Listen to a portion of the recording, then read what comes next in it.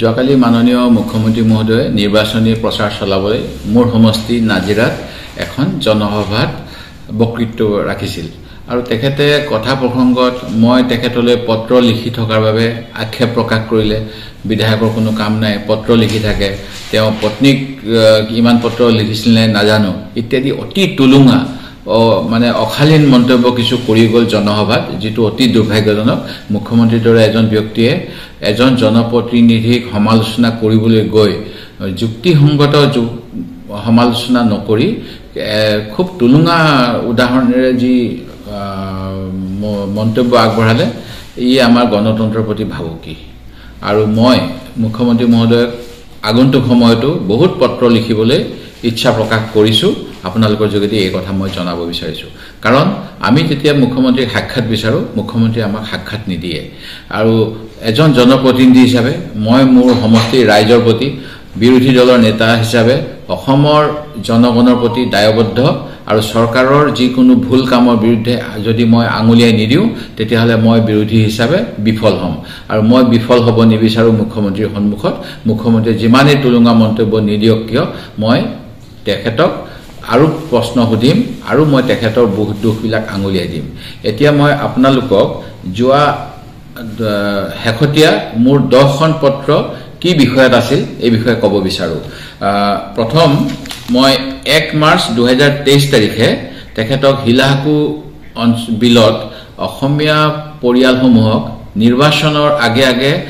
তেওঁলোকৰ ভূমিপত্তন দিয়া হ'ব তেওঁলোকক সুবিধা কৰি দিয়া হ'ব বুলি কোৱাৰ পিছত প্ৰবঞ্চনা কৰি কোনো ধৰণৰ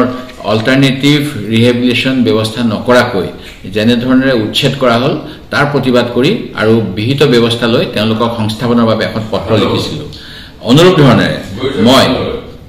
29 এপ্ৰিল 2023 চনত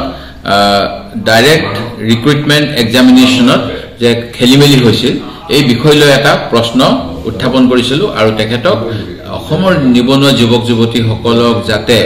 খেলিমেলি কৰি পৰীক্ষা দি পেলাই তেওঁলোকৰ ভৱিষ্যত ধ্বংস নকৰে তাৰ বাবে পৰামৰ্শ অনুৰোধ আৰু দাবী জনাইছিলো ঠিক তেনেকৈ আপোনালোকে জানে যে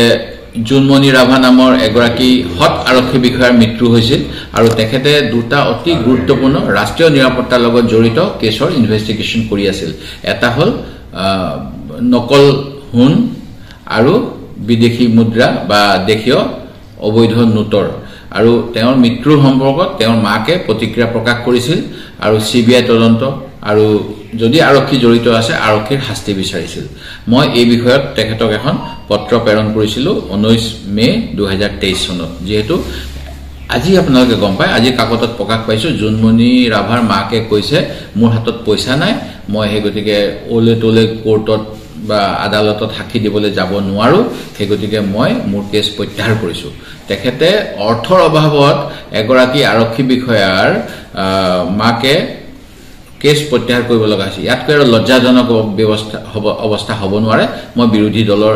দলপতি হিচাপে এই বিষয়টোক লৈ প্ৰতিবাদ কৰি তেওঁক পত্ৰ লিখিছিলো ঠিক একে ধৰণেৰে আমাৰ দেশত সকলো নাগৰিকৰে নিজৰ নিজৰ ধৰ্ম নিজৰ ভাষা কৃষ্টি ৰক্ষাৰ গণতান্ত্ৰিক অধিকাৰ আছে কিন্তু অবৈধভাৱে অস্ত্ৰ প্ৰদৰ্শন কৰি ৰাজপথত চলাটো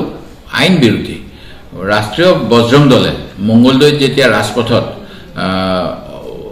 খোলাকৈ অস্ত্ৰ লৈ পেলাই এটা পথ পৰিচালন কৰিছিল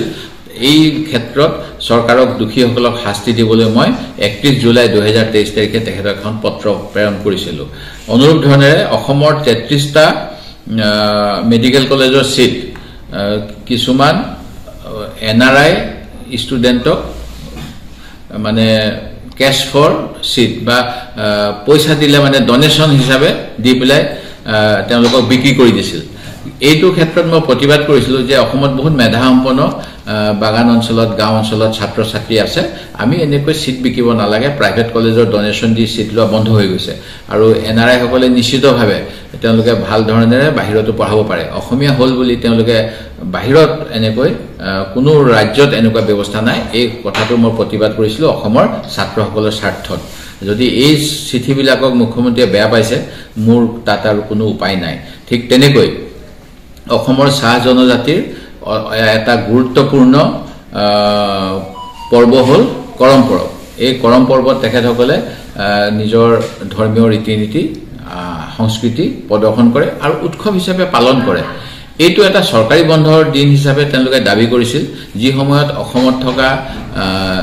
কিছু লোকৰ বাবে আমি ছট পূজাৰ সময়ত বন্ধ দিব পাৰোঁ, আমি অন্য সময়ত বন্ধ দিব পাৰোঁ। 1830 চনত অহা চাহ জনজাতি অসমীয়াসকলৰ বাবে তেওঁলোকৰ পূজাটো কিয় বন্ধ দিব নোৱাৰোঁ, এই লৈ মই মুখ্যমন্ত্ৰীক এখন